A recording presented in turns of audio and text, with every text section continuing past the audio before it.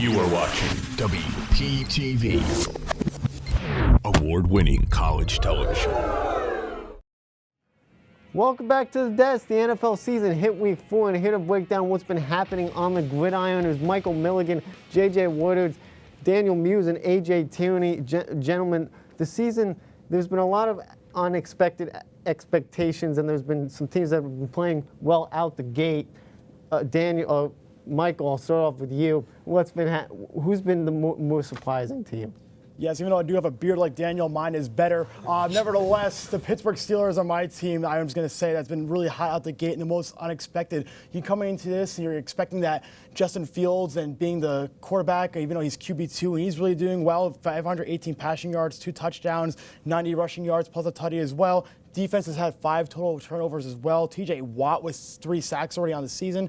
And Najee Harris starting to get back into it again with 209 rushing yards. This team has been coming out in full force, whether it's through the defense or offense, and that's why they're my unexpected, surprising team so far. Yeah, they haven't played nobody. Nobody. Okay, JJ. I'm a Ravens fan. I'm going to say what I want. They haven't played nobody. For the Pittsburgh Steelers to start 3-0, that's got to feel good for that team. JJ, I'll move it over to you. Who's been more surprising? The Buffalo Bills. Them boys have been cooking like a Costco chicken bake. Boom! Like, them boys have been going crazy out there. I mean, they're number 1 in points scored with 37. They have a top 5 defense. Their defense is top 5 in sacks. Second in takeaways. They've been playing great out there, looking like Super Bowl contenders. Yeah, I mean, they've been looking, like you said, the Super Bowl contenders. I know they can be a thorn in the Kansas City Chiefs side as the season gets going. But I'll move it over to you, Daniel. Who's your most surprising team? Well, for sure. First, what from JJ said, let's not get too excited about that Bills team. You know, I still am a Patriots team, and we still are looking to win the division. But I'm going to have to go with the Minnesota Vikings here today. They just lost Kirk Cousins. You know, Sam Darnold coming in. The guy hasn't done anything with his career. You get Justin Jefferson back, and in prime Jay Jetta's fashion, he is dominating the field. He's dominating his opponents. You know, his flashy demeanor. It's everything that the NFL and the Vikings fans could like, as well as the young defense and Brian Flores and the defensive coordinator. I'm looking forward to see what they do this week against the Packers and their divisional rivalry. So hopefully if they do some, hopefully if not, let's see. We'll see. Yeah. AJ?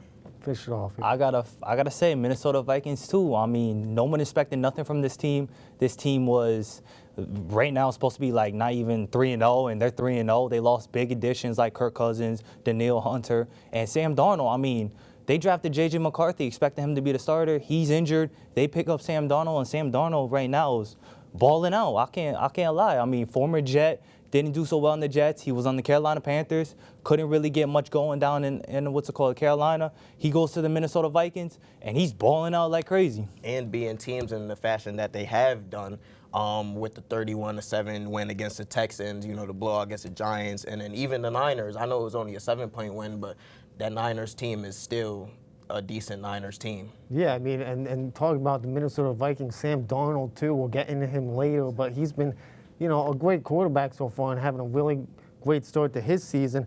But gentlemen, there's been a lot of surprising teams, but also a lot of teams that have been underperforming, right?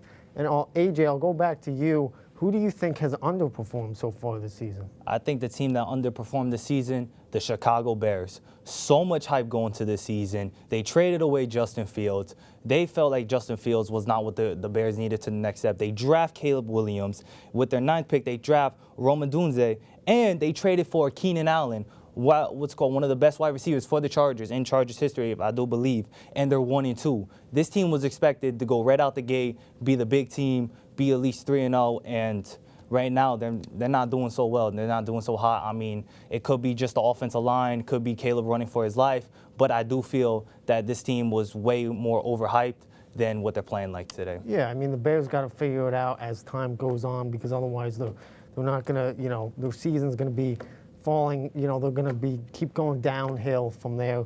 But Michael, I'll go over to you. Who's your most disappointing team? it has to be the Carolina Panthers, right? I mean, they're about to get the first pick like 3 years in a row. I'm being serious. Like, what, you're gonna bring in the Red Rocket and and he's gonna ball out in one game? But other than that, Bryce Young has looked not great. The entire offense has been lethargic. The entire defense has been running through like Swiss cheese. It's just awful what's happening. Every single time you expect something from this team, they just disappoint. It's just like it's getting nauseating for these Panthers fans right now down in Carolina, and some of them are asking to sell a team, and I can't blame them because every single year they're about to be like the 2015, 2016, 2017 Browns. The first round, they get the first pick 3 years in a row. It's horrific what's happening down there in Carolina. I mean, yeah, like you said, it's trouble down in the South for Carolina. JJ, talk to me about what you're surprised, most disappointing team. Jacksonville Jaguars are just like bad. I don't know what happened. I don't know what happened to them. Like last year, they was 8-3. They was doing so well. They lost their last 8 of their last 9 games since then. Like they're doing so bad. Trevor Lawrence is only completing like over 52% of his passes. Yep. Like that's not good. They barely can run the ball. An okay defense, and Dougie P looks like he's on the next flight out of Jacksonville. Like this team is like bad. Like 0-3 is a death sentence in the NFL to not make it to the playoffs, and they're looking like they're not going to make it to the playoffs. Yeah, I mean, you're hitting that right on the spot with that point, but Muse finishes off here. I'm gonna have to bring it to Cincinnati. I don't know what those Ohio boys are doing. With the tandem of T. Higgins and Jamar Chase back, you would think Joe Burrow would love to throw the ball to them and win some games. I'm not seeing any remnants of the 2021-22 Super Bowl parents team. I know that they just lost Joe Mixon, but I'm looking to see what the replacement Zach Moss can do this season and hopefully get him at least over 500. Yeah, I'm very happy, just so you know. Like, I'm very happy that they're losing. I'm very happy that you're happy, JJ. It makes me feel great. So petty.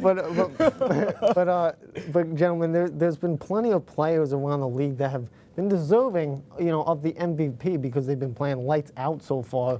I'll keep it with you here, Daniel. Who's your September MVP?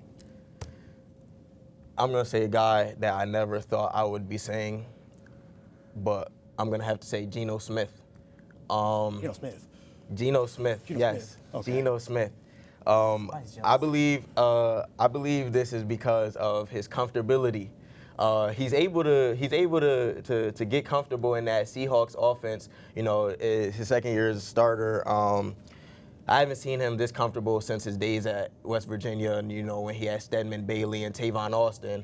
Now he has a healthy Tyler Lockett, DK Metcalf, and Jackson Smith-Njigba, and a Kenneth Walker. Let's see what the guy can do. He's amongst top 4 in QB passing stats right now. So let's see what the guy can do for the rest of the season with this team. Yeah, I mean, he's getting comfortable in that, Seattle offense. Running it, he's been really good. So he's been really, really good so far. AJ. My player, I think that's going to be the MVP, Sam Darnold. I mean, he's been playing outstanding. He's been balling out. He beat the 49ers. He's right now, looking like a true MVP quarterback. What the Jets were looking to get him, but he was in a terrible coaching system. I mean, he did have Adam Gase as his coach. Now that he's in Minnesota with a new system, good offensive line, good receivers, I feel like it really shows what he really could have done as a starter, and he's really balling out. So I would say with Sam Darnold, 100% MVP. Yeah. Michael? I'm going to have to go here with Derek Carr. Derek Carr has been playing great football. It's looking like that good old 2016 Derek Carr we all saw when he went 12-4 with the Raiders. He's been absolutely electric to watch. He knows to get the ball to his receivers. And look, he has 6 touchdowns, 585 passing yards. He's been absolutely amazing this season. And look, I'm just looking forward to watching him more. That's why he's my September MVP. He's just that good. He's that good. Yeah, he's an exceptional player right now. JJ, finish us off here. Hey, my dad's gonna love that I'm talking about them, but I gotta go Josh Allen. He's been playing amazing football, completing 75% of his passes, 7 touchdowns and 0 picks. Hasn't turned the ball over at all. As we know Josh Allen, he turns the ball over a lot. Hasn't turned the ball over at all. Has his team playing great. Like I said in the previous question, they're number 1 in scoring right now on offense. He's playing amazing right now. Yeah, I mean, and keeping it with the the players and individual performance, there's been a lot of players that have been playing lackluster, so to speak, to start off the season. JJ, I'll start off with you. Who's the most disappointing player thus far this season? Will Levis, man. Like, he showed so much promise last year. Like, so much promise. I thought he gonna be franchise guy, but he looks so bad. Like, honestly, they could have been 2-1. But he's been playing so bad. 4 touchdowns and 5 interceptions. And not just 5 interceptions, 5 bad interceptions. I mean, guys going down. He's just throwing the ball anywhere. I mean, he gave the game away against Chicago. They was up 17-0. He said, here, Chicago, you can get a win. Hey, there you go, Caleb Williams. Like, I don't know what the guy's doing. Like, it's football, man. You can't just make all those mistakes. You have to sometimes just take the sack or sometimes throw the ball away. Like, he's single-handedly losing the game for this team. He gives away the church's money. Yes, he does. That's exactly what Yeah. he Yes, he does. He's honestly just giving out the offense. Like, Yes. go ahead, people. It's mental mistakes for Will Levis. Daniel, talk to me about who's your disappointing player. Well, I'm gonna have to go with Jalen Hurts here. You know, the Eagles offense added two new stars. You have Jahan Dotson, Saquon Barkley. I know that you have the retirement of Jason Kelsey, and it's showing that the retirement of Jason Kelsey is proven to be a bigger black hole than the team can come out of. Jalen Hurts is getting the most pressure he's ever got in his career. I would love to see him take on more of a coaching role on the line, calling some audibles. He just doesn't look comfortable out there in the first 3 weeks. And, you know, winning the 2 games that they did, winning by, you know, a couple points, that's not Philadelphia style at all. At all. Yeah. AJ? I got to give it to Mr. Sunshine himself, Trevor Lawrence. I mean, he got extended for a 5-year, $275 million contract extension, $200 million guaranteed, and he's 0-3. He's 560 passing yards, 2 touchdowns, and 1 interception. And the Jacksonville Jaguars have not looked good so far. He's supposed to be the leader. And right now, this was supposed to be a breakout year. Right now, C.J. Stroud's taking the division. He's been there in like 2 years longer than C.J. Stroud. And right now, I don't think he was worth that money. And the money that they gave him, he's not playing like the money. Yeah. Man, it's just beautiful in Jacksonville, man. Just very beautiful. It is. A lot of distractions. A lot of extensions. Michael, finish us off here. I got to go with the local hero here, Daniel Jones. You know what I mean? Like, this guy's been underperforming is an understatement, honestly. Getting paid 4 years, $160 million, $82 million guaranteed to throw 3 interceptions so far within the first 4 weeks here now. Go into it just versus the Cowboys.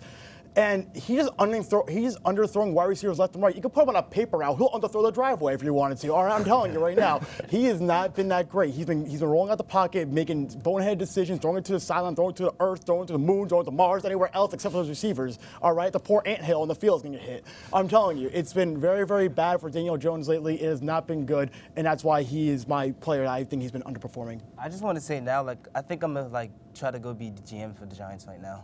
Okay. I think I'm an intern there. Okay. I think I could do good. I think you I would do do phenomenal. I think you would believe do it. 10 times better than what the GM did today. Me too.